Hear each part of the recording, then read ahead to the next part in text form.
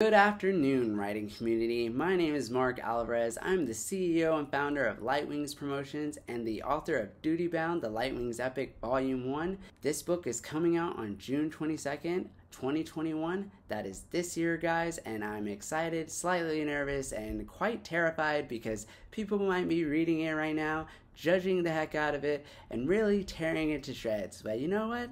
All is good. All is well in the world, because you know what? I achieved my dream and that's all that matters. This channel is here to help aspiring writers like myself, authors, maybe learn a thing or two about my experiences in publishing so that way they can find their roads to publication much easier than I have. The past 10 years or more, I've been working on this novel, and it's really been surreal watching it come to life. Doing the publicity, booking the Twitter takeover with Young Entertainment, all of these different things are just really astounding. And I mean, the publicity has really been taking up a lot of my time. I've been doing a lot of heavy promotions for the book, pushing on social media, pushing on my website, organizing my company and getting them, onto the campaigns and supporting my publicist as well as my publishing team. Long story short, the story I'm really passionate about, and I really care about it because, there's a lot of things that inspired this book. And one of the things that inspired it most of all is music. And I'm saying this because it sets the tone, the atmosphere, and it set up every scene I wrote in the book. There would be no Duty Bound without music. For the fight scenes, I wrote to EDM. For the romantic scenes, I wrote to, like cutesy songs like Sarah Bareilles. And I really did, write a lot of the dramatic sequences to instrumental music and video game scores and classical pieces that a lot of people have never heard about. I love video game scores. I just think Silent Hill ambiance is perfect for writing anything horror. It made bringing those real aspects to life. So I suffer from, or I wouldn't say suffer, but I'm afflicted by chronic sleep paralysis, and I draw on a lot of those experiences to write out my horror sequences. And, needless to say, those horror sequences are quite terrifying. Even when I go back and read them, I'm like, damn, this is good.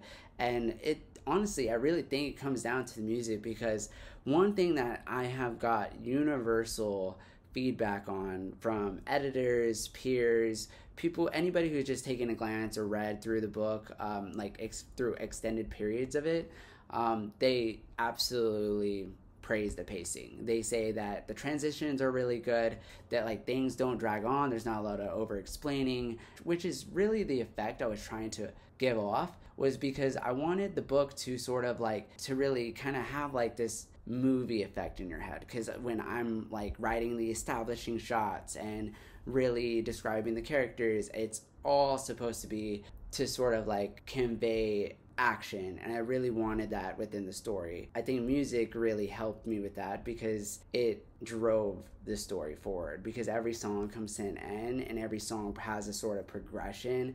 Every song has a peak and every song has a decline. So every song's like a story, sort of, right? So when you're setting up a scene, and scenes are like mini stories within a larger overarching story, that's why we have all these little character arcs, right? Every scene has a beginning, middle, and end. They all have a sort of climax, and they have a revelation, and then there's sort of a cliffhanger that sort of, drops them off in the action. And then you go into a different POV and you get more context, and that engages the reader more. Music definitely drives the story forward, and I've used a lot of video game scores, video game music, instrumental music. For the fight scenes, though, I love listening to EDM. I think Autumn's Fading Sun by James Egbert and Retro City by Adventure Club are some of the best songs to write fight scenes to. They are my go-to fight songs, and they kick ass because they have the fantastical elements, for the light burst and to illustrating the transformations that my characters take and really conveying the power that I want them to sort of embody and achieve. If I didn't have music, the pacing would not be what it is, and probably continue to write with music. I don't think I've ever not written to music. Even when writing poetry or sketching or doing any of the other various art forms I partake in, I use music. I even sing a little bit, but I'm not the best singer. I'm not going to sing on this channel. But music is a very important part of my life, and is a very important part of my creative process. I definitely wouldn't be the writer or the artist that I am without it. I even do digital marketing to music because that gets you hyped, it gets you pumped, it gets you motivated, it gets you moving, it gets you doing what you want to do. And honestly, with music, you can take control. You can take control of any situation. If you're down, put an upbeat song on, and you're up, and you're fist pumping, and you're at it again, you're happy again. And if you're happy and you need to dial it down and you need to get serious and down to business, you always put on something solemn and get into it. It's so good. And I mean, I can't tell you. With music, I mean, I can say this full confidence. There is no such thing as writer's block because music exists. And if there is music and there is muse, there is no such thing as writer's block. Seriously. Once you've got that faucet turned on, there's nothing stopping you. You're going to be writing to the end of time, and legitimately, you're going to have a whole book by the end of God knows when, because, I mean, I don't think there's enough, time in the world to listen to every song that exists out there. So, honestly, like, writers, if you're not using music to motivate your writing, if your book doesn't have what I call a sort of, what's that word? If your book does not have a figurative soundtrack, like, figuratively, then your book probably needs one. And if you're having trouble writing and can't come up with any ideas, it's probably because you don't have a muse, and you really do need a muse if you're going to write something epic.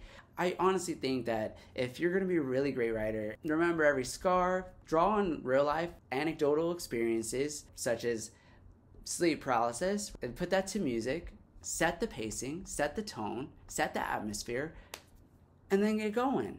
Because the music can provide you with the pacing. The music can provide you with the atmosphere. The music can provide you with the tone. You can borrow from all those elements and you can create something great, because it really can. You can imagine it in your head that much easier.